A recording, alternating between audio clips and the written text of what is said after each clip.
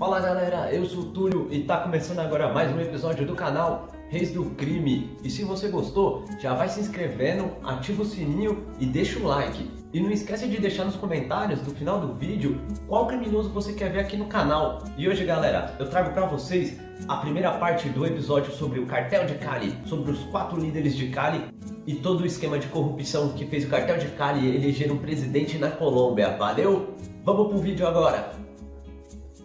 Esta é a primeira de uma série em 4 partes sobre Gilberto e Miguel Orejuela, irmãos que possuíam a metade do cartel de Cali na Colômbia. Neste episódio, veremos como os irmãos se tornaram os líderes de um dos cartéis de cocaína mais poderosos do mundo nos anos 70. No próximo episódio, veremos as incríveis, quase míticas circunstâncias que permitiram que eles chegassem ao poder. Em 1974, um velho Mazda enferrujado parou em frente ao Banco dos Trabalhadores em Cali, Colômbia. O homem que saiu se parecia com qualquer outro homem de negócios. Traje elegante, barba bem aparada, olhos manhosos. Ele entrou e se dirigiu diretamente para a sala de reuniões. Seu nome era Gilberto Orejuela. Tinha acabado de ser nomeado presidente do Conselho de Administração do banco, cheio de ideias para mudar a política da empresa. Ele entrou na sala de reuniões e ficou na cabeceira da mesa. O silêncio absoluto caiu sobre a sala. Ele olhou para os banqueiros e homens de negócios aterrorizados e pensou na melhor maneira de entregar sua proposta. Tinha milhões de dólares para lavar. E o Banco dos Trabalhadores ia ajudá-lo a fazer isso. Quando pensamos nos senhores da droga colombianos, a maioria de nós imagina megalômanos viciados em cocaína, lutando por lucros no negócio com uma AK-47 na mão.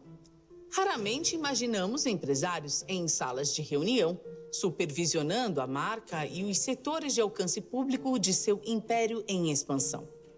Os irmãos Orejuela eram 2 dessas anomalias comerciais.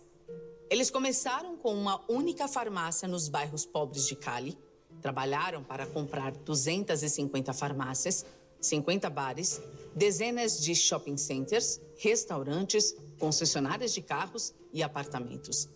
Eles possuíam bancos, laboratórios farmacêuticos e times de futebol. Eles dirigiam a cidade de Santiago de Cali, Colômbia, conhecida simplesmente como Cali. Seus negócios empregavam dezenas de milhares de pessoas. Os bilhões de dólares em impostos que pagavam a cada ano permitiu a prosperidade de toda a Colômbia. E por trás do véu honorável de seus legítimos negócios e investimentos legais, eles processaram e enviaram milhares de quilos de cocaína para os Estados Unidos e Europa. Era mais do que um cartel. Era um conglomerado multimilionário que operava de forma tão sustentável, tão silenciosa, que iria desconcertar a CIA, a DEA e as administrações presidenciais dos Estados Unidos por 3 décadas. Quando as autoridades americanas finalmente começaram a suspeitar que o império dos Orejuela estava envolvido no tráfico de drogas, era quase impossível penetrar nas barreiras protetoras, tanto legais quanto ilegais, que eles tinham construído. Gilberto foi um homem de negócios da cabeça aos pés. Ele governou com litígios, processando qualquer um que ousasse acusá-los de atividades ilegais. Seu irmão mais novo, Miguel, cuidou da violência quando necessário. Mas isso acontecia raramente. Ao invés de aterrorizar os locais, eles ganharam respeito ao alimentar a economia do país. Se tornaram sinônimo de prosperidade, progresso e uma orgulhosa identidade nacional. A escravidão, no entanto, assume muitas formas e muitas vezes se cobre com o sucesso de outro homem. Eventualmente, a prosperidade promovida pelo cartel de Cali se tornaria um braço ao redor do pescoço da Colômbia. O cartel tornou-se quase impossível de ser eliminado sem destruir a nação. O que os irmãos Orejuela se tornaram estava muito longe de onde eles começaram. Eles saíram da pobreza com uma ambição impiedosa. A vida dos irmãos Orejuela estava envolta em mistério. Eles viviam principalmente na sombra, mantendo um perfil discreto e mantendo foco em suas atividades mais legítimas. Um aspecto da história deles permanece o mesmo. Não importa quem o conte. Eles vieram de um começo humilde e se lançaram ao sucesso em tempo recorde. A família Orejuela veio de um bairro pobre perto de Mariquita, Tolima, Colômbia. Gilberto nasceu em 30 de janeiro de 1939. Seu irmão, Miguel, seguiu 4 anos mais tarde. Eles eram apenas 2 dos 6 filhos da família. Mas mesmo desde o início, os irmãos tinham um laço especial, uma ambição compartilhada. Pelo aspecto das coisas, a infância foi relativamente normal, apesar de serem pobres e invejosos de luxo. Ambos eram espectadores regulares no campo de futebol local e sonhavam em ter seu próprio time de futebol. Quando estava no ensino médio, Gilberto colocou sua visão além de sua realidade e começou a sonhar com quem ele poderia ser. Queria uma vida maior e melhor do que aquela em que nasceu. Mas a faculdade era um sonho muito caro para a família Orejuela. Mesmo terminar o ensino médio parecia uma perda de tempo, quando você tinha que pagar as contas e alimentar a boca dos jovens. Assim, em 1954, Gilberto, de 15 anos, desistiu da escola e foi trabalhar como empregado em uma farmácia local. Aos 20 anos de idade, Gilberto foi promovido a gerente de loja. Aos 25 anos, ele desistiu para abrir sua própria farmácia chamada Drogas La Rebarra. Em apenas alguns anos, havia expandido sua única loja para meia dúzia. Um humilde garoto de 25 anos que tinha acabado de abrir seu primeiro negócio tornou-se dono de uma franquia quase da noite para o dia. Isso deixou muitos se perguntando onde ele conseguiu seu financiamento. Encontrar uma resposta satisfatória para essa pergunta requer um pouco de pesquisa. Vamos dar outra olhada naquela infância normal e esperançosa que os Orejuelas diziam ter. Gilberto e Miguel tinham um amigo de infância chamado José Santa Cruz Londono, a quem eles chamavam de Chepe. Os 3 eram muito próximos e quando os Orejuelas perceberam que a faculdade não era a coisa deles, inventaram outra estratégia para avançar na vida: sequestrar pessoas por dinheiro rápido. O sequestro era comum na Colômbia nos anos 60. As pessoas eram conhecidas por terem sido emboscadas por grupos guerrilheiros em estradas isoladas e detidas para resgate. Gilberto, Miguel e Chepe teriam visto isso acontecer regularmente. Talvez seja por isso que, em 1954, no mesmo ano em que Gilberto deixou a escola, os 3 garotos começaram a cometer seus próprios sequestros. Gilberto tinha 15 anos e Miguel e Chepe tinham apenas 11. Entre essa época e 1967, quando Gilberto tinha 28 anos e Miguel e Chepe tinham 24, eles tinham pelo menos 4 pessoas em troca de resgate por conta própria. Também se juntaram a uma rede de sequestro com uma taxa de sucesso de quase 100%. Gilberto usou o dinheiro do resgate para abrir suas farmácias. Chepe foi para a faculdade estudar engenharia e também comprou carros para iniciar sua própria frota de táxis. Isto se tornaria sua marca registrada, canalizando fundos ilícitos para negócios prósperos e legítimos. Então, em 1967, os 3 jovens levaram a cabo o sequestro que mudaria suas vidas para sempre. Os detalhes deste crime são praticamente inexistentes, mas sabemos que eles sequestraram e resgataram um estudante e um diplomata suíço por quase $700 mil, o que valeria aproximadamente $5 milhões hoje. Com esse dinheiro, decidiram investir no comércio de drogas, uma indústria que recompensou a discrição e a inteligência com mais dinheiro do que alguém poderia gastar em uma vida inteira. Gilberto, Miguel e Chepe decidiram inicialmente investir na maconha, a mais popular de todas as drogas colombianas. Mas a maconha precisava de terra para crescer. Era pesado, volumoso e difícil para mulas humanas transportar. E o preço na rua era muito baixo para valer a pena o risco. Eles rapidamente mudaram o foco para outra droga, cocaína. Era mais leve, podia ser processada em grandes lotes, era mais fácil de esconder e era vendida por um preço mais alto. Nos anos 70, um único quilo de cocaína podia ser vendido por $15 mil. Isso é, por um quilo inteiro e por atacado. Os traficantes poderiam cortá-lo em recheios e vendê-lo em pequenas porções, o que fez o preço subir ainda mais. A cocaína era um mundo totalmente novo para todos eles. E valeu a pena o esforço, graças em parte à história incomum da droga. A cocaína é extraída da planta da coca, que é nativa do Peru, Bolívia e Colômbia. Foi extraída pela primeira vez em 1855 e em 1900 podia ser encontrada em tudo, desde refrigerantes até remédios para tosse.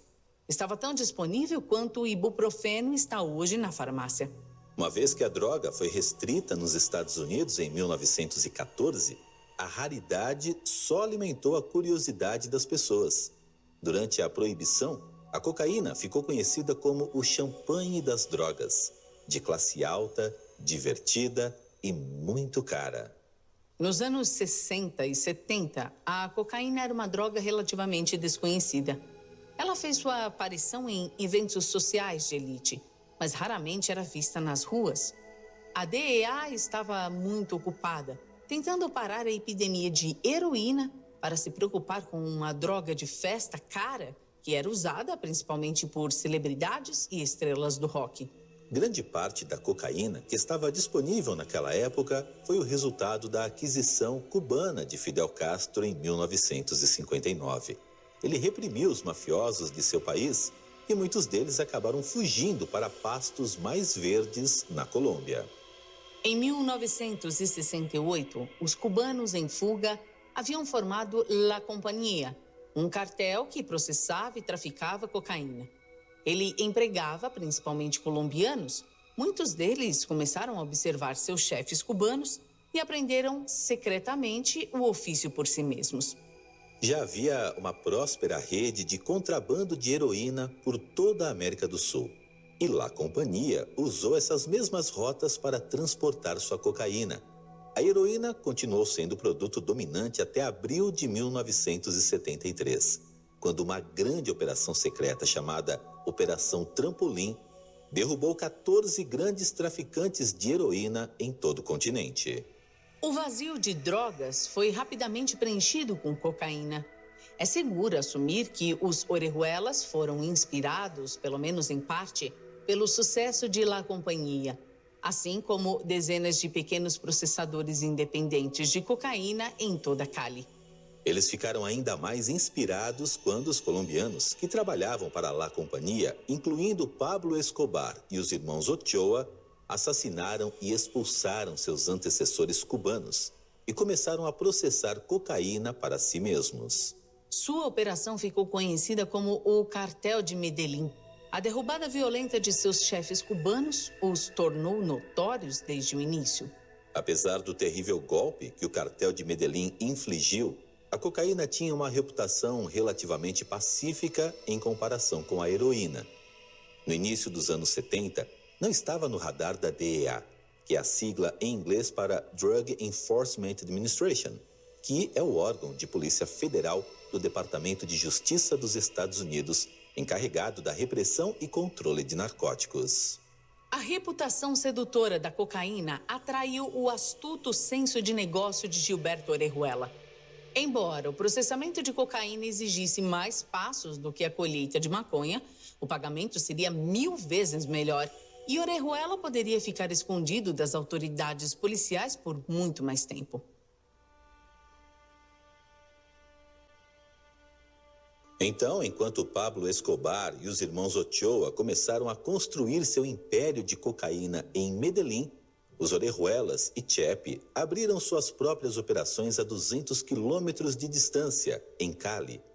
A distância entre eles permitiu que crescessem num considerável isolamento um do outro.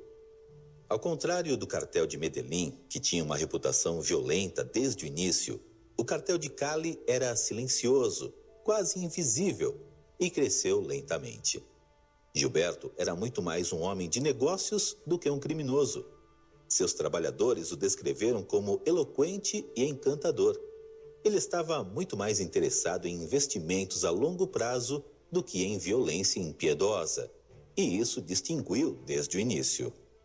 Os cartéis de Medellín e Cali se tornariam de muitas maneiras espelhos opostos um do outro, luz contra a escuridão, manipulador versus violento, discreto versus ostensivo.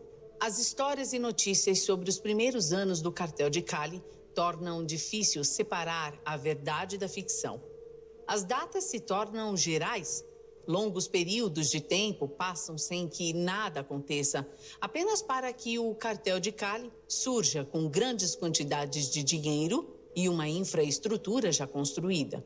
Ao contrário de seus vizinhos, cada vez mais violentos e ostensivos em Medellín, os patrocinadores do cartel de Cali fizeram de tudo para ficar escondidos do público enquanto aprendiam os caminhos do tráfico de drogas. Não havia um plano para este tipo de negócio. Não era nada como a franquia da farmácia legal de Gilberto. Cada degrau da escada do tráfico de drogas estava coberto com o suor dos homens que tinham vindo antes. Tentaram em vão subir e caíram nas garras da lei. Como chefe do cartel de Cali, Gilberto Orejuela ganharia o apelido de o jogador de xadrez, por sua estratégia inteligente e natureza meticulosa. Ele estava determinado a construir cada tijolo fundamental do seu império, colocado com paciência e precisão.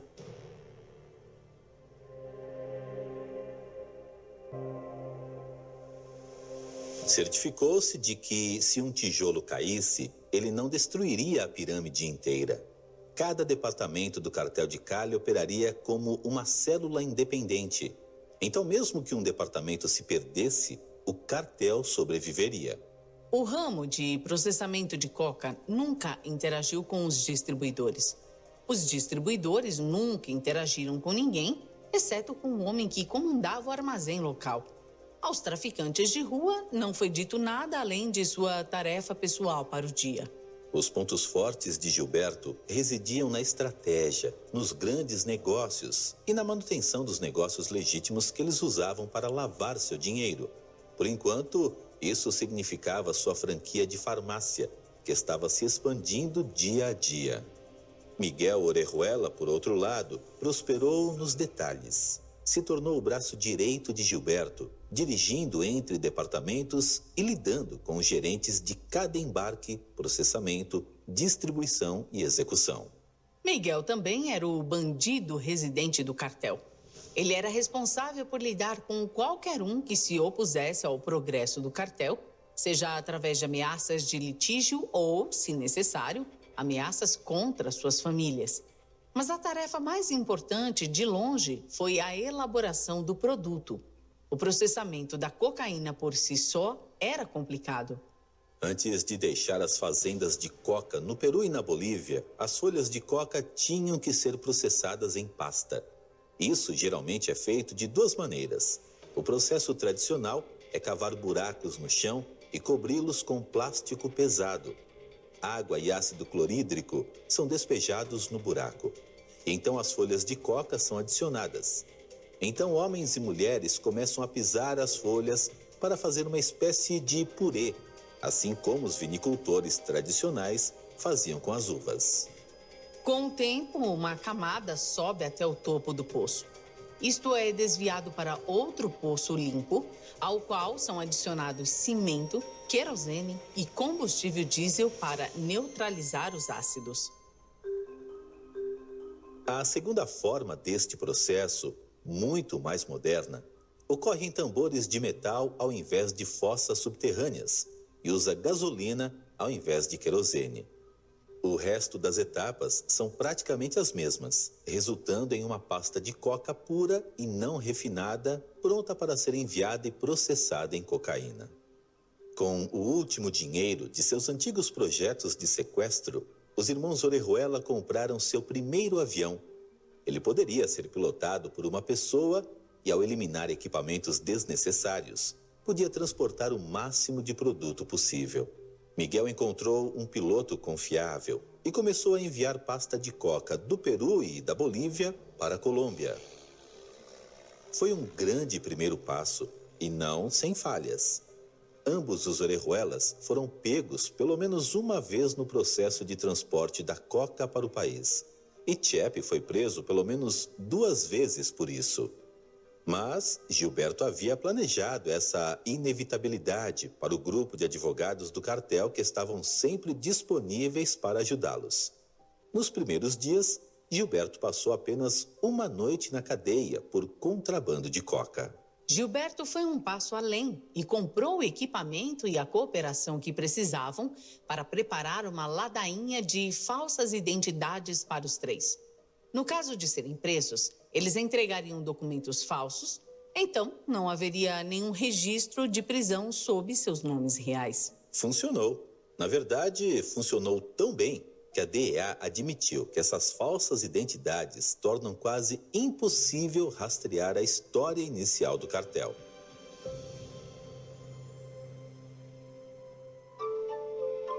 Somente nos primeiros 5 anos de sua operação, de 1970 a 1975, a DEA acredita que os líderes do cartel Cali usaram mais de 50 identidades falsas, cada uma delas com seu próprio passaporte e carteira de motorista.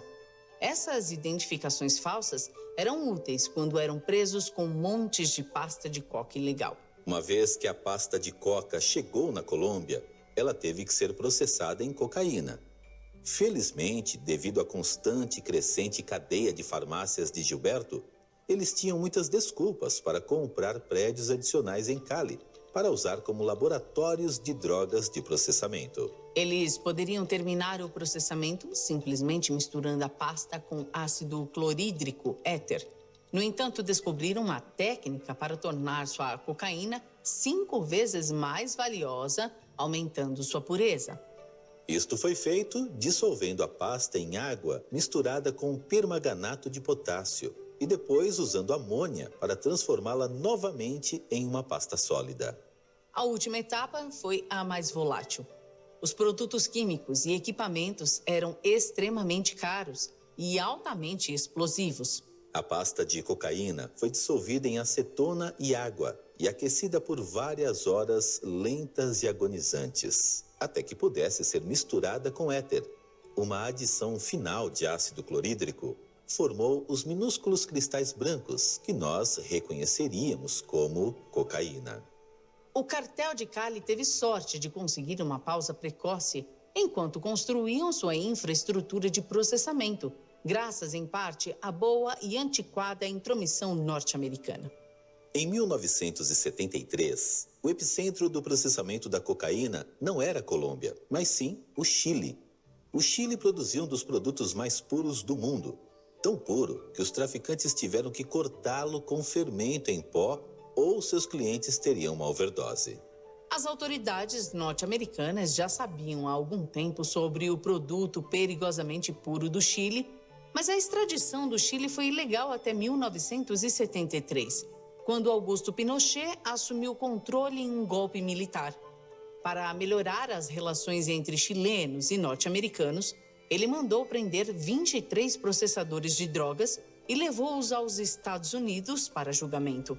O pânico se espalhou e os processadores de drogas restantes no Chile fugiram em massa para a Colômbia. Quando chegou a hora de trabalhar em seus próprios laboratórios de drogas, Gilberto Orejuela escolheu os melhores refinadores de cocaína do mundo. Então, algo ainda melhor aconteceu.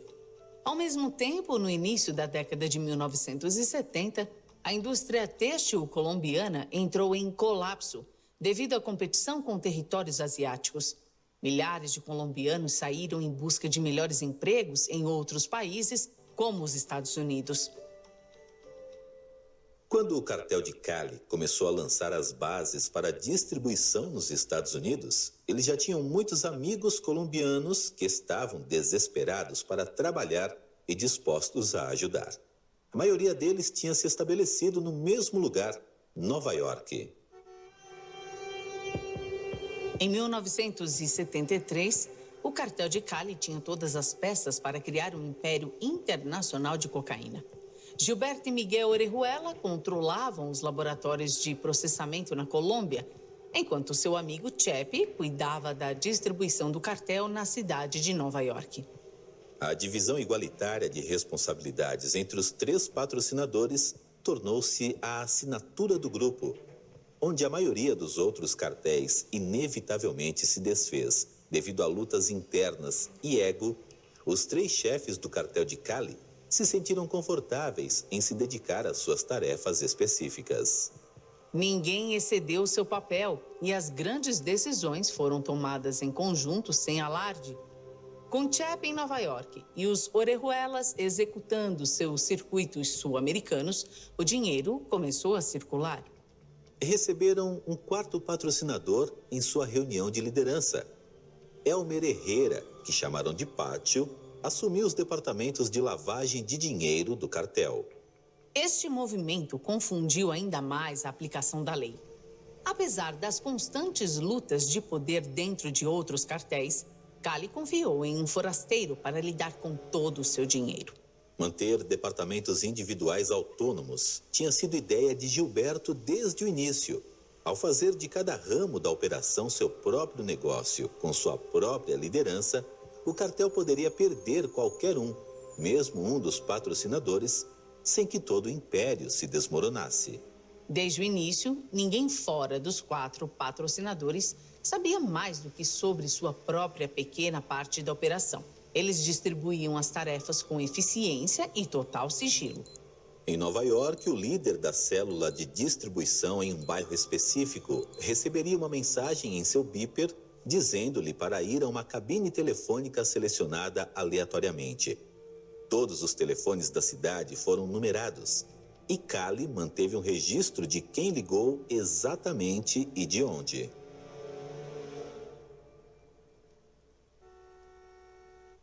A cada homem foi dado um número de código, essencialmente um número de funcionário, que ele daria quando fizesse a ligação. O revendedor receberia uma lista de nomes e números de telefone de revendedores em toda a cidade e entraria em contato com eles usando um telefone público diferente a cada vez. Então, o distribuidor entregaria a quantidade de cocaína a cada distribuidor em locais pré-determinados. Os traficantes teriam algum tempo para vir buscá-lo, muito depois que o distribuidor saísse.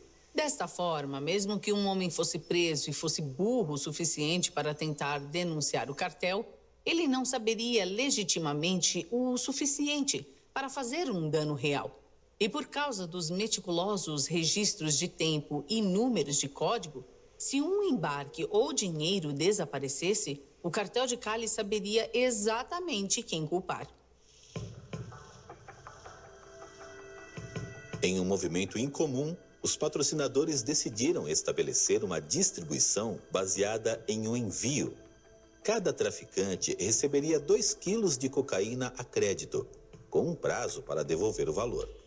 Se alguém não cumprisse a sua parte do acordo, sabia quais seriam as consequências.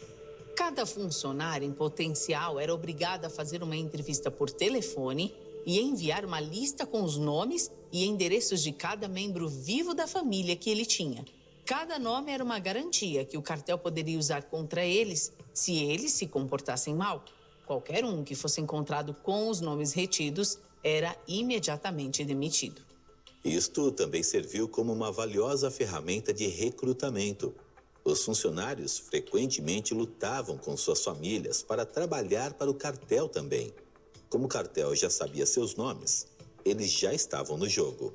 Se um funcionário em potencial passou na triagem, uma lista de regras era enviada por fax. Foi como o filme Clube da Luta. As 2 primeiras regras eram não falar sobre o cartel de Cali. Quer dizer, nada de denúncia, nada de conversas. É desnecessário dizer que suas famílias sofreriam se as regras alguma vez fossem quebradas. A próxima regra: sem ostentação. Cada trabalhador era um reflexo do cartel. Para evitar chamar a atenção para o negócio, esperava-se que eles mantivessem a ilusão de que viviam moderada e legitimamente. Até mesmo os 4 padrinhos visitaram Cali nos velhos Mazdas para evitar suspeitas. Eles esperavam a mesma discrição de seus funcionários. Foi dito aos trabalhadores do armazém para saírem pela manhã e voltarem à tarde como se estivessem fingindo ir ao trabalho. Os comerciantes foram instruídos a comprar roupas nos bairros onde vendiam, a fim de se misturarem com seus clientes.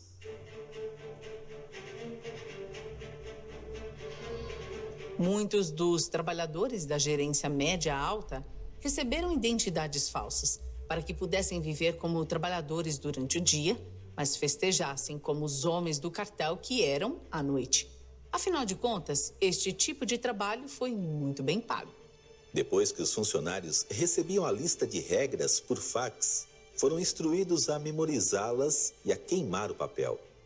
Lembrar as regras era responsabilidade do funcionário, e as repercussões de esquecê-las seriam imediatas e brutais.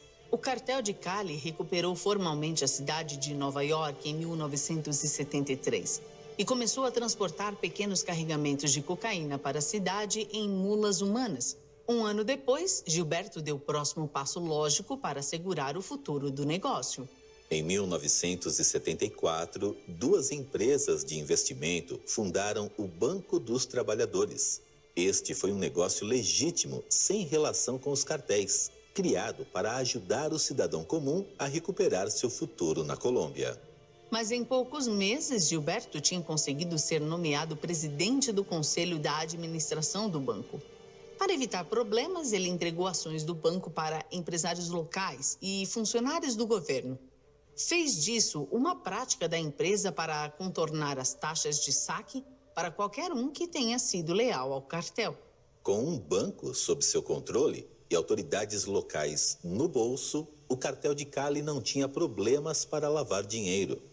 Mesmo que tirassem apenas alguns milhões por ano, que era fácil de lavar através das farmácias de Gilberto, eles sabiam que logo teriam que agilizar o processo. O Banco dos Trabalhadores os ajudaria a fazer isso. Gilberto tinha uma reputação como um homem de negócios inteligente e respeitável. No entanto, na realidade, ele estava tão confortável com a violência quanto qualquer um no negócio das drogas deveria estar. Enquanto ele fazia o papel de presidente do banco, seu irmão Miguel estava no campo em ação 24 horas por dia, 7 dias por semana.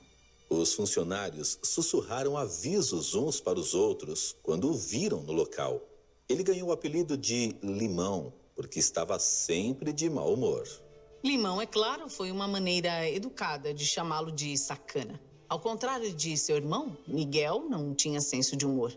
Ele tinha olhos frios e preferia a violência rápida à negociação verbal. Mais tarde, ele se tornaria famoso por ter homens executados e depois por dormir com suas esposas. Falando em esposas, seria negligente não mencionar a peculiar vida pessoal dos irmãos Orejuela. Como sabemos, Gilberto e Miguel se encantavam em fazer o inesperado. Gilberto teve 3 esposas, enquanto Miguel teve 4. E nós não queremos dizer que eles se divorciaram e se casaram novamente. Estamos dizendo simultaneamente. A poligamia não é tecnicamente legal na Colômbia, mas, para todos os efeitos, essas amantes foram consideradas suas esposas. Gilberto e Miguel tinham suas próprias casas e cada mulher tinha sua própria casa também.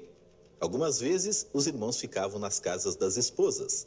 Outras vezes, uma mulher se juntava a um dos homens em sua própria casa.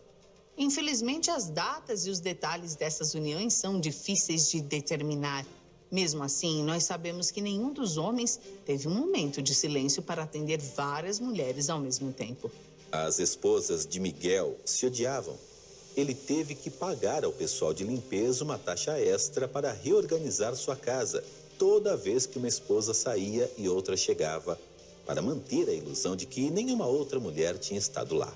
Para conseguir isso, uma empregada tirava fotografias meticulosas depois que cada mulher deixasse a casa. Antes de chegar para sua próxima visita, a empregada da casa verificava cada quarto e reordenava cada móvel, cada peça de roupa cada prato na cozinha para que fosse exatamente como estava quando elas saíssem. Desta forma, as 4 mulheres foram capazes de manter a ilusão de que Miguel era delas e só delas. Essas táticas nem sempre foram bem-sucedidas. Sempre que uma esposa notou algo fora do lugar, seu temperamento afetava as operações do cartel por dias. Ao longo de suas vidas, os 2 homens tiveram 8 filhos cada um. Nós sabemos, por exemplo, que em 19 de novembro de 1971, nos primeiros dias do possível cartel, nasceu o filho de Gilberto, Jorge. Mas mesmo assim, o local de nascimento de Jorge é indicado como Cidade Jardim, Colômbia, ou Dover, Delaware.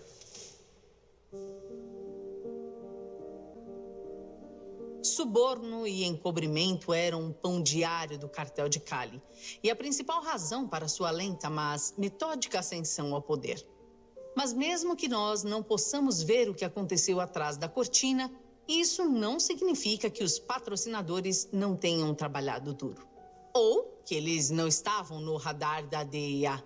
Em 1975, o 4º patrocinador de Cali, Pátio Herrera, foi preso por contrabandear cocaína para Nova York.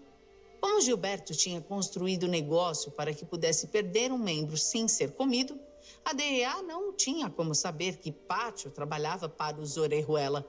Eles simplesmente o confundiram com um comerciante independente de baixo nível.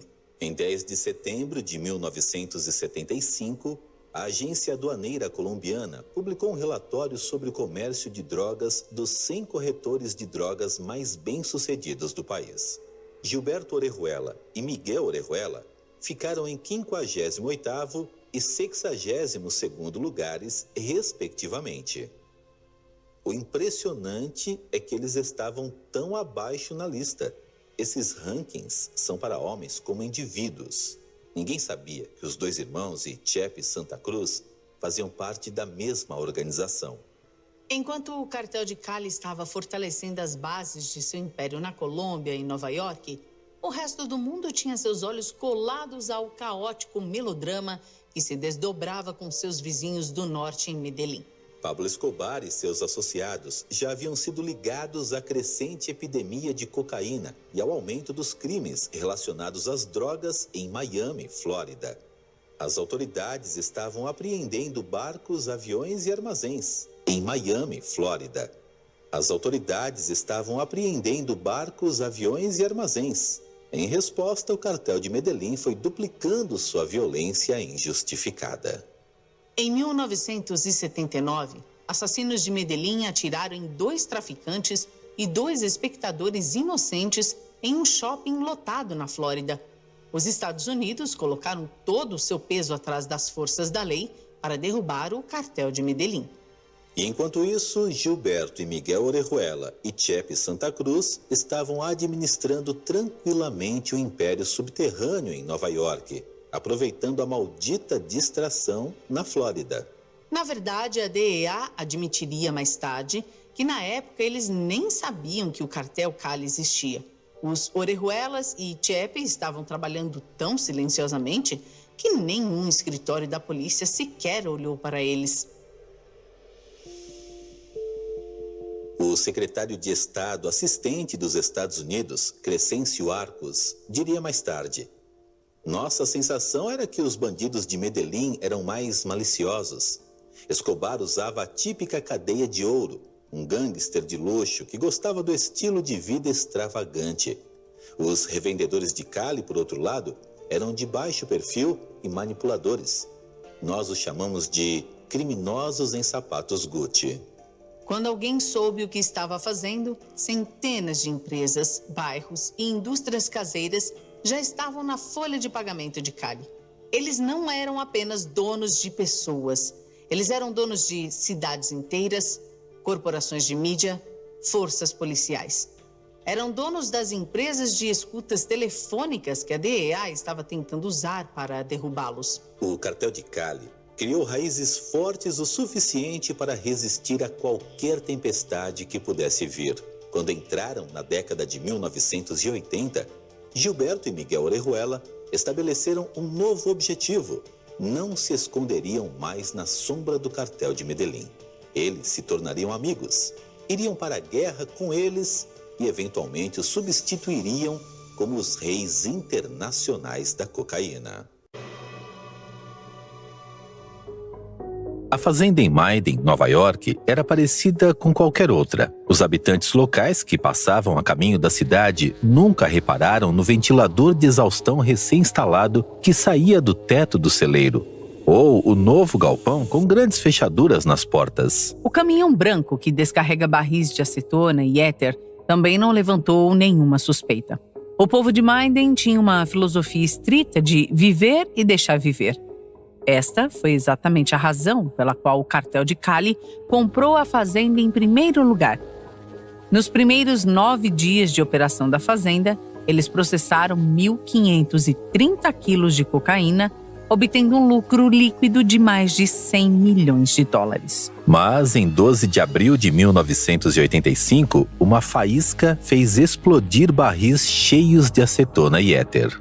O celeiro explodiu, enviando um pilar de fogo para o céu, que era visível a quase 16 quilômetros de distância. A polícia chegou ao local em 1 hora. Os bombeiros mangueiraram os tijolos ardentes de cocaína. E quando a DEA quebrou a fechadura da porta do galpão, encontraram produtos químicos suficientes para produzir 5.000 quilos de cocaína. Mas o incêndio não tinha feito retroceder o cartel de Cali. Em 2 semanas, um novo laboratório já estava pronto e funcionando, a menos de 800 quilômetros de distância. Este é o segundo de 4 episódios sobre Gilberto e Miguel Rodríguez Orejuela, irmãos que formaram metade do cartel de Cali na Colômbia. Neste episódio, vamos dar uma olhada na sua incrível, quase mítica ascensão ao poder. No próximo episódio, nós começaremos a explorar as investigações que frustraram o sucesso do cartel. Ao longo dos anos 70, o cartel de Cali construiu a infraestrutura para uma organização global de drogas. Ela se estendia desde a Bolívia e Peru, onde a cocaína era cultivada, passando pela Colômbia, onde a cocaína era processada, até Nova York, onde era vendida. No final da década de 1980, quando Gilberto e Miguel completaram seu 40º aniversário, seu império internacional havia sido totalmente consolidado. As autoridades colombianas sabiam que os irmãos Rodrigues e seu cofundador, José Chepe Santa Cruz Lodonho, estavam envolvidos no tráfico de drogas. Mas graças ao planejamento cuidadoso de Gilberto, as autoridades os confundiram com traficantes de nível médio. Nada mais. Ninguém, nem na Colômbia, nem nas Américas, sabia que eles dirigiam um dos cartéis mais bem-sucedidos do mundo. Na verdade, ninguém sabia que o cartel de Cali existia. O ostensivo cartel de Medellín, ao norte, tinha estado no centro das atenções desde o início. Pablo Escobar e os irmãos Ochoa foram atraídos à atenção como mariposas para uma chama, o que se adequou perfeitamente aos Rodrigues. Eles não queriam nada mais do que ficar escondidos nas sombras, coletando dinheiro sem que a DEA os descobrissem. As riquezas que vieram chegando eram tão imensas que literalmente quebraram as máquinas de contagem. Finalmente, o cartel investiu em balanças veterinárias para pesar o dinheiro. Mas todo o dinheiro sujo tinha que ser lavado antes que pudessem usá-lo. Eles não podiam exatamente colocar o tráfico de drogas em suas declarações de impostos. Desde o início, eles passaram seus lucros por negócios legítimos, como a cadeia de farmácias de Gilberto.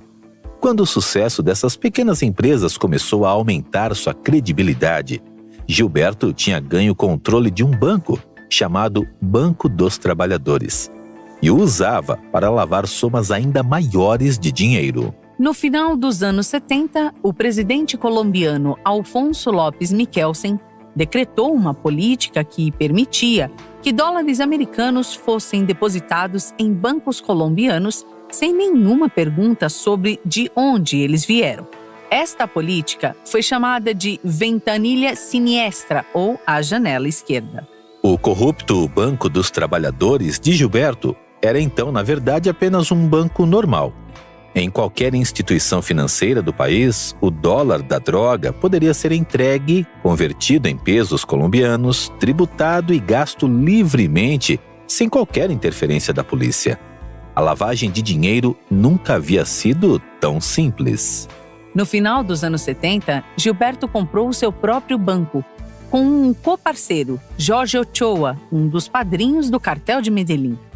Pode ser estranho pensar nesses dois rivais trabalhando tão confortavelmente juntos, mas os Rodrigues e os Ochoas se conheciam desde crianças e eles concordaram que ambos os cartéis se beneficiariam de ter o controle de um banco. Desde que ninguém saísse da linha, a parceria estava indo muito bem. O governo colombiano sabia muito bem que o banco estava sendo usado para lavar dinheiro da droga, mas eles faziam vista grossa. Os cartéis concordaram em deixar o governo assumir os juros acumulados em seus depósitos bancários como um imposto não oficial e tácito. Esses juros somavam quase $1 bilhão por ano. No verão de 1980, quase metade da Reserva Federal era proveniente da droga. Nos Estados Unidos, Nova York estava passando pela tempestade de neve do século. Não parecia haver limite para a quantidade de cocaína que o cartel Cali poderia vender. No início, o cartel havia confiado em mulas humanas para contrabandear cocaína, 1 quilo de cada vez. Mas, no início dos anos 80, eles começaram a procurar outras maneiras de transportar remessas cada vez maiores para os Estados Unidos. Jets Lear, Cessna 210 e navios de transporte comercial foram adicionados aos estábulos do cartel de Cali, cada um registrado sob uma identidade falsa diferente e um país diferente. A alfândega não tinha razão para acreditar que 2 aviões estavam conectados, muito menos que estavam cheios de cocaína. A DEA não estava nem mesmo procurando cocaína naquela época. A heroína ainda era a droga da vez. Em 1978, uma carta do Comitê de Cidadãos do bairro de Jackson Heights chegou ao escritório da DEA em Nova York. A carta dizia que a vizinhança estava desmoronando sob uma onda de crimes violentos causada pelo tráfico de cocaína.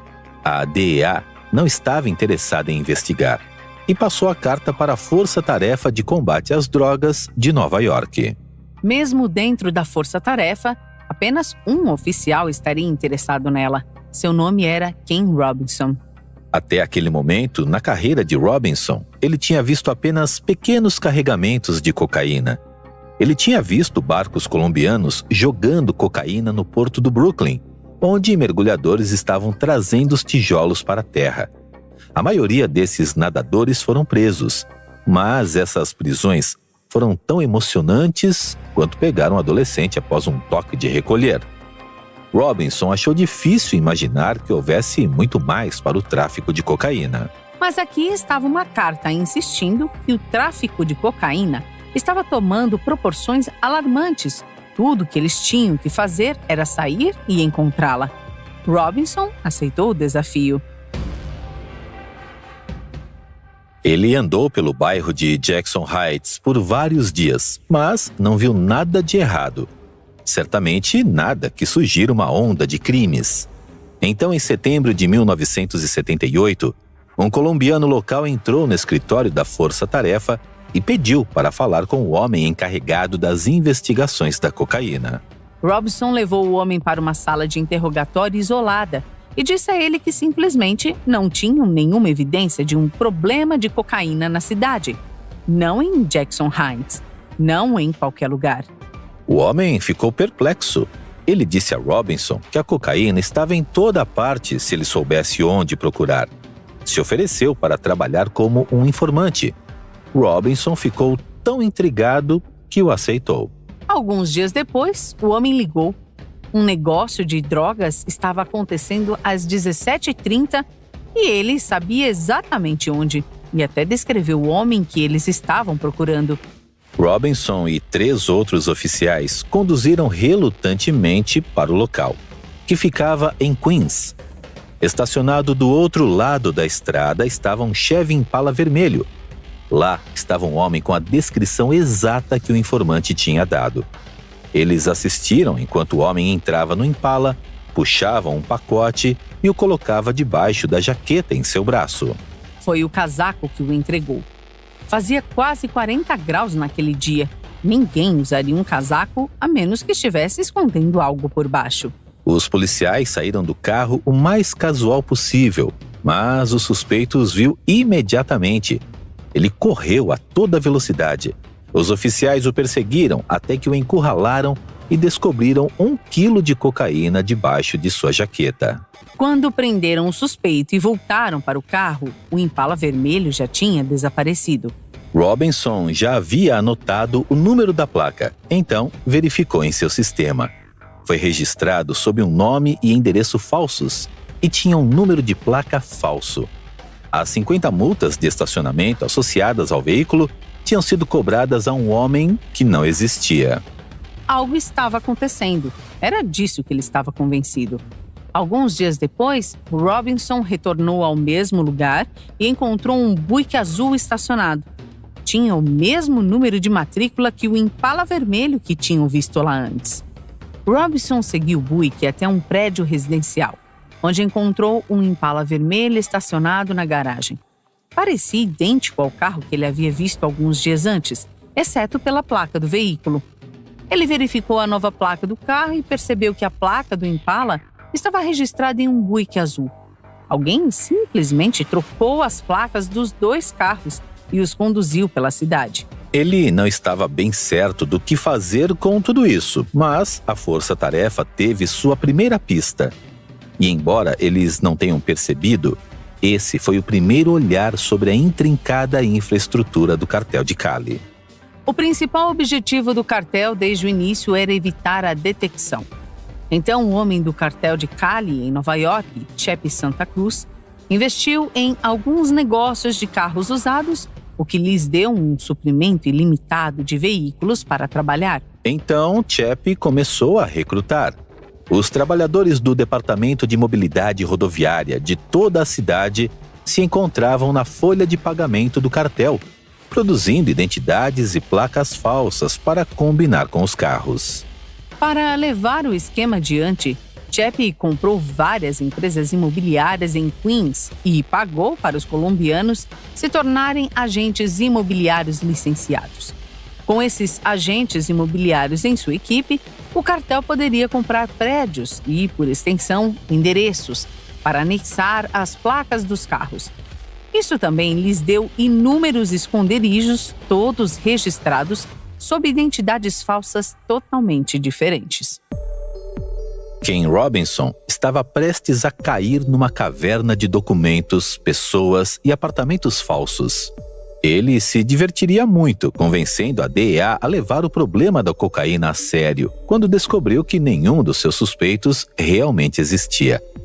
Enquanto isso, o cartel de Cali ainda estava fazendo negócios, como sempre. No final de 1978, Ken Robinson concentrou sua investigação em veículos que combinavam com o mesmo perfil do Impala vermelho e do Buick azul.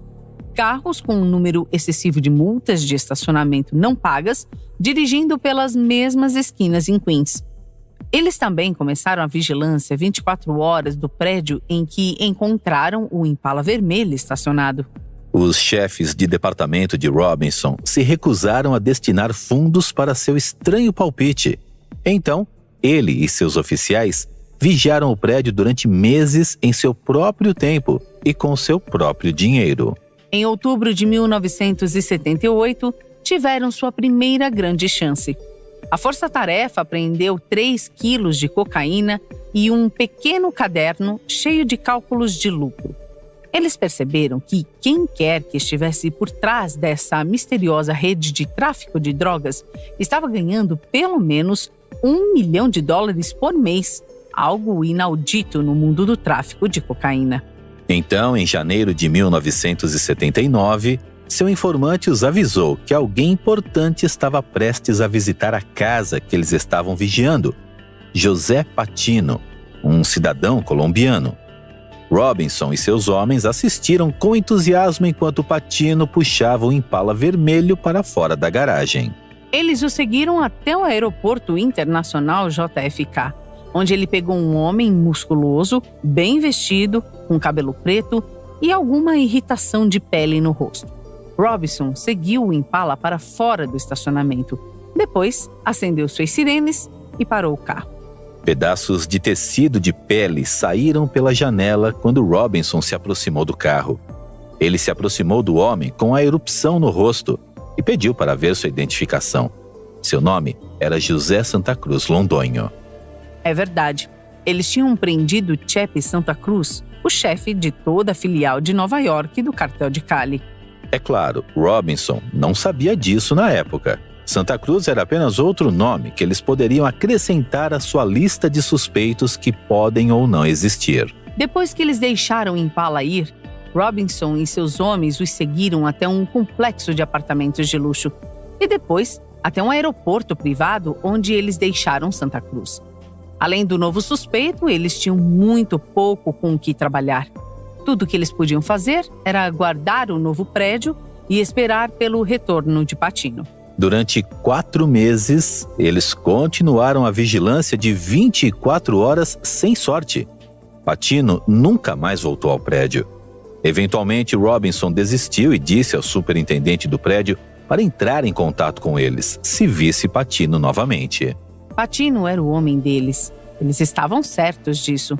Mas os oficiais precisavam de mais do que um palpite antes que pudessem revistar o apartamento.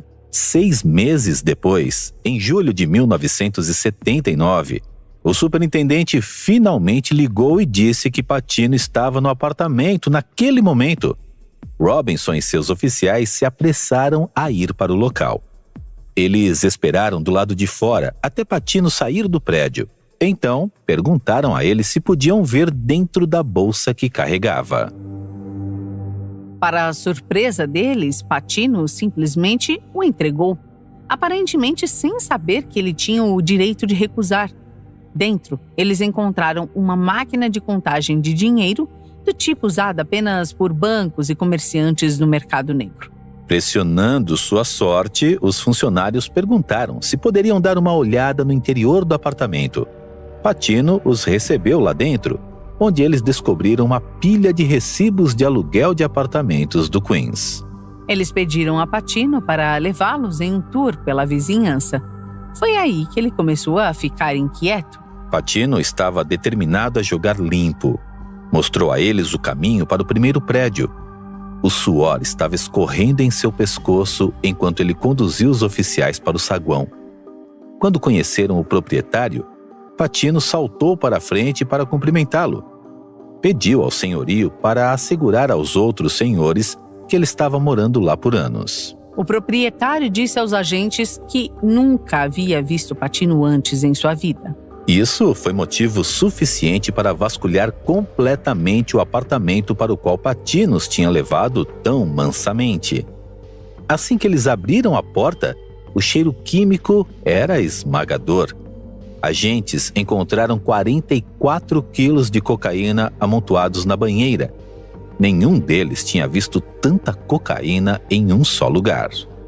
Eles encontraram armas, centenas de milhares de dólares, registros financeiros, listas de endereços e um livro de registro codificado usado para rastrear as identidades falsas registradas no Departamento de Mobilidade Rodoviária. Também descobriram um passaporte para um homem chamado Victor Crespo. A foto parecia suspeitosamente como o homem que Patino pegou do aeroporto meses antes, aquele com a cara escamosa. Quando eles inseriram o nome e a foto no banco de dados da Interpol, suas suspeitas foram confirmadas. O passaporte falso foi traçado até José Chepe Santa Cruz, um homem ligado a um traficante colombiano chamado Gilberto Rodrigues Orejuela. Curiosamente, todas as fotos registradas, tanto nos passaportes quanto no banco de dados da Interpol, mostraram o Chepe sob uma luz diferente. Eles perceberam que a irritação na pele de seu rosto no aeroporto tinha sido apenas um disfarce inteligente.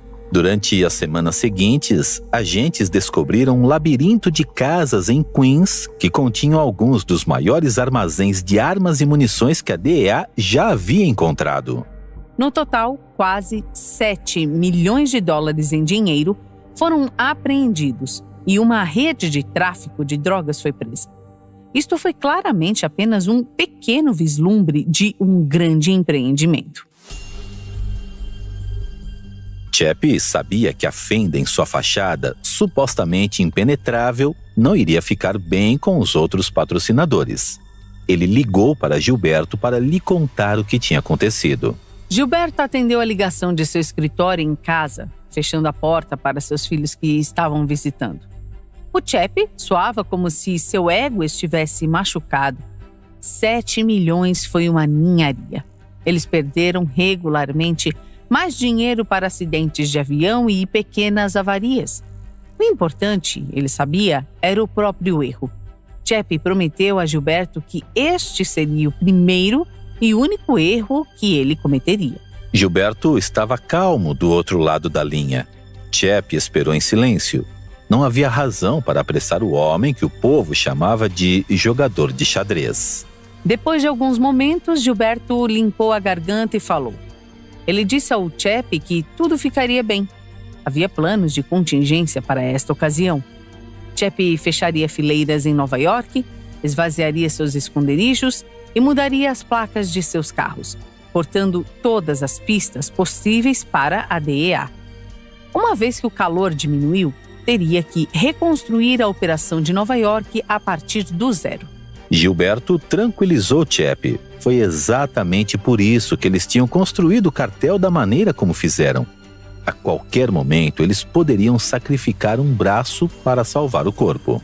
Quando a DEA concordou em levar o cartel Cali a sério, eles se viram tentando tirar água de um navio já afundado. Suas pistas tinham desaparecido de repente. O melhor que eles puderam fazer foi usar os livros contábeis que haviam encontrado para prender alguns traficantes de baixo nível e obter detalhes. Mas os suspeitos que prenderam pareciam estúpidos ou sem pistas. Ninguém disse uma palavra sobre para quem eles estavam trabalhando. A maioria deles, de fato, nem sabia para quem estava trabalhando. Os patrocinadores de Cali se esforçaram para garantir que aqueles que sabiam de alguma coisa fossem mantidos em silêncio. Como mencionamos no episódio anterior, o cartel tinha uma lista dos parentes vivos de cada funcionário para usar como garantia se eles fossem presos. Chepe e Miguel não tinham problemas com a violência, mas Gilberto estava muito mais interessado em litígios do que em assassinatos. Cada funcionário que foi preso em Nova York recebeu um advogado às custas do cartel. O único objetivo do advogado era garantir a fiança para que o funcionário pudesse escapar para a Colômbia antes do julgamento. Por mais de um ano, juízes de toda a cidade de Nova York fixaram a fiança, apenas para ver seus arquivos vazios na semana seguinte. Até então, o caso já tinha terminado. Não houve extradição da Colômbia. O salário de alguns advogados inteligentes foi um preço pequeno a pagar a longo prazo. Centenas de milhões de dólares ainda corriam para o cartel a cada ano. Tanto que, na verdade, eles tinham que encontrar maneiras inteligentes de contrabandear o dinheiro para fora dos Estados Unidos. E foi aí que o quarto patrocinador do cartel de Cali, Pátio Herrera, entrou. Pátio tinha sido preso por acusações de drogas em pequena escala no final dos anos 70. A DEA, é claro, não tinha ideia de que ele estava ligado aos irmãos Rodrigues ou Chepe Santa Cruz. Pátio usou seu tempo na prisão para expandir a rede do cartel e fazer contatos no México. O cartel tinha planos de expandir para Houston, Texas, e seus novos amigos mexicanos seriam inestimáveis. Assim que Pátio foi liberado no início dos anos 80, ele retornou à Colômbia e assumiu a responsabilidade de mover e lavar o dinheiro do cartel. Suas estratégias eram muitas vezes bem simples. Por exemplo, o cartel tinha um contato que trabalhava para a Braniff Airlines. Quando um mensageiro voltava com um carregamento de dinheiro, ele usava seu beeper para dizer ao funcionário da Braniff que ele estava vindo. O funcionário processaria seu bilhete com qualquer passaporte falso que estivesse usando e levaria a bolsa pela segurança sozinho. E então, a entregaria ao mensageiro novamente. Cada saco de lona normalmente continha entre 1 e 300 mil dólares em notas pequenas. A outra tática comum era comprar equipamentos enormes e caros, como carros de luxo, e enviá-los para a Colômbia, onde poderiam ser vendidos novamente. Foi mais fácil enviar um único carro no valor de $500 milhão do que levar sacolas gigantes, cheias de dinheiro, através de vários postos de controle na fronteira. E o cartel estava sempre preparado para tirar proveito de um ponto cego criado por seus rivais amigáveis, o cartel de Medellín. Toda vez que Medellín causava um distúrbio, Cali enviava cargas gigantes de drogas para outros lugares, enquanto a DEA estava distraída. Os cartéis de Medellín e Cali eram, na verdade, bastante amigáveis um com o outro, mesmo que ambos os grupos cresceram durante todo o início dos anos 80. Escobar, os Ochoas e os outros patrocinadores de Medellín vieram de bairros pobres e operários, como os Rodrigues e Santa Cruz. Havia um entendimento geral de que todos eles tinham começado de baixo e trabalhado para conquistar o topo.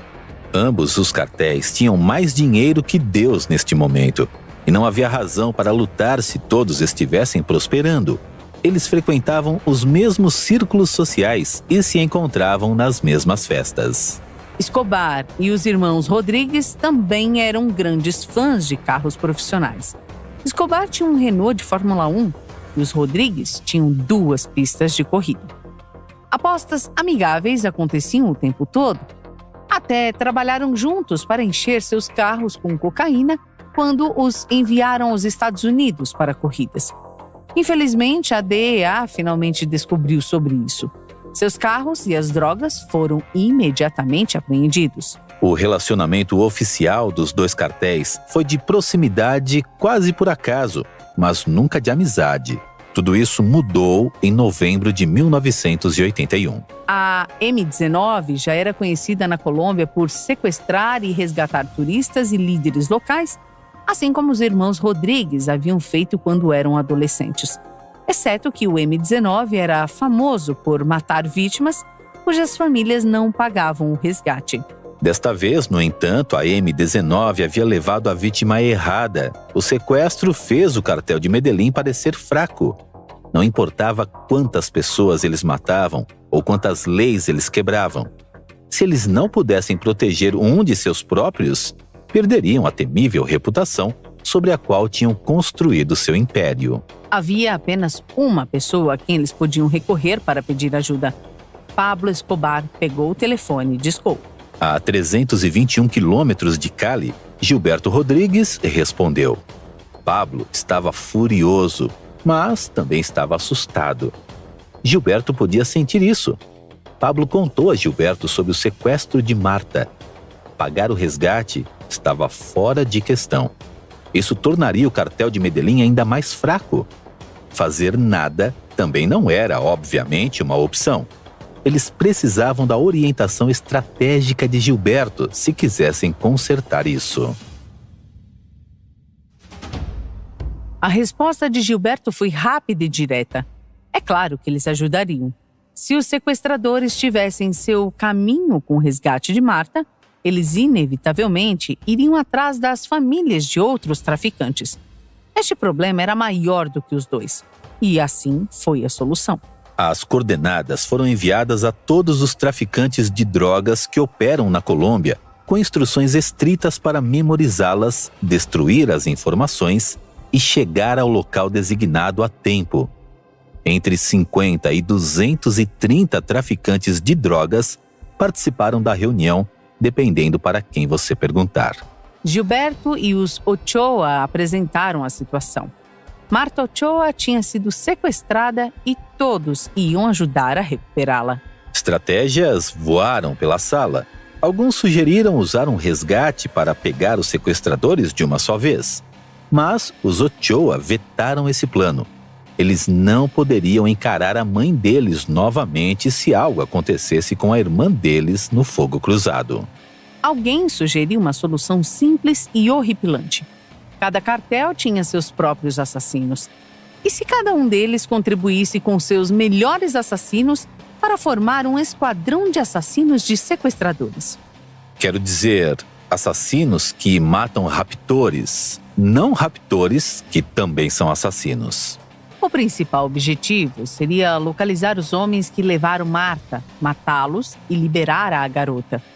Mas qualquer membro do M19 que eles possam encontrar também poderia ser morto para enviar uma mensagem.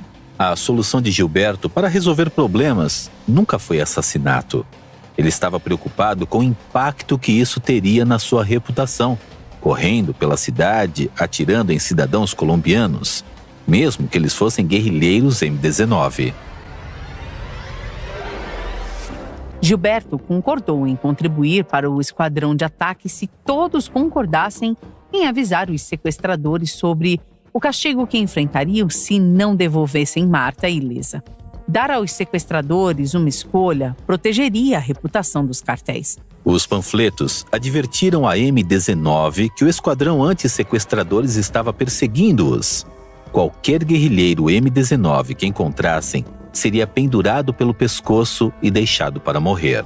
Nos dias seguintes, ambos os cartéis usaram seus aviões contrabandeados para chover panfletos por toda a Colômbia. Os dias passaram sem nenhuma resposta. Gilberto concordou que era hora de reparar a ameaça. Os assassinos do cartel percorriam as ruas de Cali e Medellín como quarterbacks, exceto que estes homens estavam usando armas sem as travas de segurança. Os corpos dos membros do M19 começaram a aparecer em Cali e Medellín, pendurados como decorações de Natal em árvores em parques públicos. Eles foram deixados lá para apodrecer, porque ninguém, nem mesmo o M19, foi corajoso o suficiente para derrubá-los. Após 3 semanas, Marta foi solta ilesa. O esquadrão de assassinos tinha tido tanto sucesso que os cartéis o estabeleceram como uma força permanente.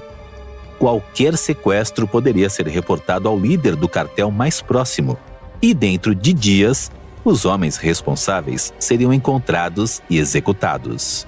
Após o resgate de Marta, as reuniões entre os cartéis se tornaram eventos regulares.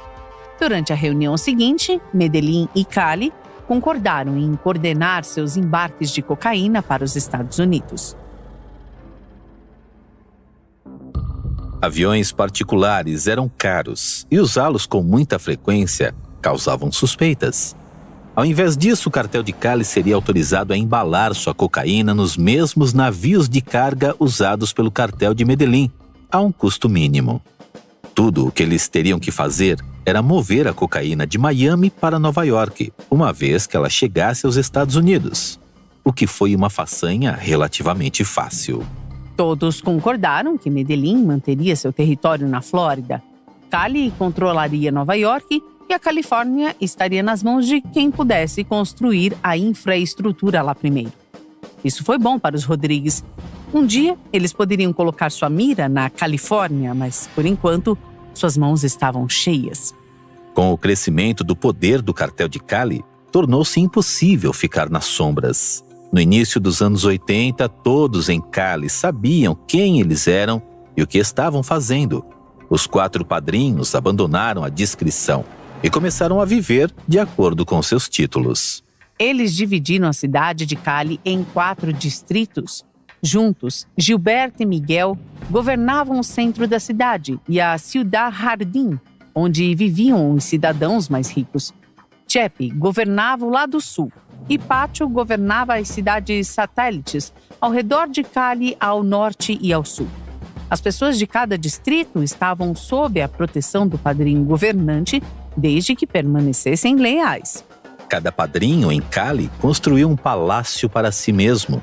As fazendas eram, na verdade, cidades em miniatura, com estádios de futebol, igrejas, tabernas, clubes noturnos, clubes de campo e estábulos de cavalos. Tudo em um pedaço de terra particular. Dentro de seus complexos, eles estavam cercados de luxo e opulência. Estátuas de porcelana, tapetes de pele de leão, piscinas cobertas e salas de cinema completas. Bares com tetos de vidro foram construídos sob as piscinas. Os Rodrigues agora tinham 250 farmácias em toda a cidade, bem como um laboratório farmacêutico que produzia quase toda a aspirina da Colômbia. Isto lhes proporcionou um benefício legal e ordenado de quase 4 bilhões de pesos por ano. Eles também usaram este laboratório para fabricar um sortimento de drogas para festas, é claro. Mas enquanto os irmãos estavam felizes em vender drogas, eles mesmos nunca se divertiram com elas. Gilberto era incondicionalmente antidrogas. Quando um de seus filhos adultos foi preso por um curto período por uso de drogas, Gilberto pagou ao diretor para deixá-lo entrar na cela do filho para que ele pudesse chicoteá-lo com um cinto. Além de suas próprias instalações, os irmãos construíram a cada uma de suas muitas esposas suas próprias mansões e lhes deram fundos ilimitados para decorá-las a seu gosto. Agora que o cartel de Cali era um segredo aberto, os padrinhos mudaram de tática novamente, passando de invisíveis a invencíveis. A filosofia que os guiou se tornou "compre a Colômbia". Ao contrário do cartel de Medellín, que governou com medo e violência, os padrinhos de Cali cortejaram o país com investimentos. O objetivo deles era construir uma infraestrutura tão vital para a Colômbia que o país entraria em colapso sem eles. Ao longo dos anos 80, o cartel de Cali e os irmãos Rodrigues, em particular, transformou Cali de uma tranquila cidade residencial em uma movimentada metrópole cheia de arranha-céus e arte abstrata. Uma empresa inteira de contabilidade surgiu do dia para a noite para ajudar o cartel a manter o controle de todos os seus investimentos. Milhares de empregos financeiros de varejo e de manufatura foram criados. Quase todas as famílias em Cali tinham pelo menos um membro trabalhando para o cartel, seja no lado legal ou ilegal do império. O cartel ainda mantinha registros familiares para cada funcionário, que neste momento eram quase todos os residentes de Cali. Mas eles não precisavam mais usar a intimidação. A cidade era próspera. Ninguém se atreveu a morder a mão que os alimentou. Também manteve milhares de motoristas de táxi em sua folha de pagamento. Eles foram pagos a mais para reportar todos que pegaram no aeroporto, caso houvesse um agente da DEA no caminho. O cartel de Cali havia conquistado as pessoas comuns em seus distritos. Mas para realmente tomar o país, eles teriam que se infiltrar na elite da nação. Chepe Santa Cruz tentou comprar uma associação para o melhor clube de campo da Colômbia, mas foi recusado. Então ele construiu uma réplica exata do clube em sua fazenda. Organizou festas lá o máximo que pôde, convidando centenas de promotores e homens de negócios de toda a Colômbia que estavam dispostos a ignorar de onde tinha vindo tanto dinheiro. Acontece que o dinheiro pode comprar o favor de quase todos. Fazer amizade com líderes empresariais e políticos lhes deu um nível de controle divino sobre a cidade. Desde que eles parecessem magnatas comerciais respeitáveis, ao invés de bandidos, eles podiam fazer o que quisessem e ninguém iria piscar os olhos. Eles eram muito dedicados a manter essa reputação. Os irmãos Rodrigues fundaram o grupo Rádio Colômbia, com o qual difundiram a ideia de que eles eram homens de negócios totalmente legais e cumpridores da lei. Toda vez que uma notícia ou um segmento de televisão ousava implicar que os negócios dos Rodrigues estavam operando ilegalmente, seu grupo de advogados ficava feliz em ameaçá-los com processos por difamação. Em 1983, o cartel de Cali tinha uma mão firme em todas as partes móveis do seu império. Aviões cheios de dinheiro voaram para a Colômbia e foram descarregados nos bancos do país. A DEA ainda estava focada no tumulto em Medellín. Eles estavam tão preocupados com Cali que se referiam a eles como o cartel dos cavaleiros. As coisas estavam indo tão bem em 1984, era como se os irmãos Rodrigues estivessem tentando o destino, implorando vida para lançar-lhes uma bola curva. Mas se tornar complacente pode ser um risco fatal. Um movimento em falso poderia transformar toda a operação em uma bomba. Uma única faísca seria o necessário. No próximo episódio, vamos falar das rivalidades e erros que sacudiram as bases sólidas do cartel de Cali. Mesmo o homem chamado de jogador de xadrez não poderia ficar à frente do jogo para sempre. A DEA e o cartel de Medellín afundarão suas garras no cartel de Cali. E esse, galera, foi mais um episódio do canal Reis do Crime. E se você gostou, já deixa seu like, ativa o sino e também comenta aqui embaixo qual criminoso vocês querem ver nos próximos episódios. Tamo junto, galera, e até a próxima. Valeu!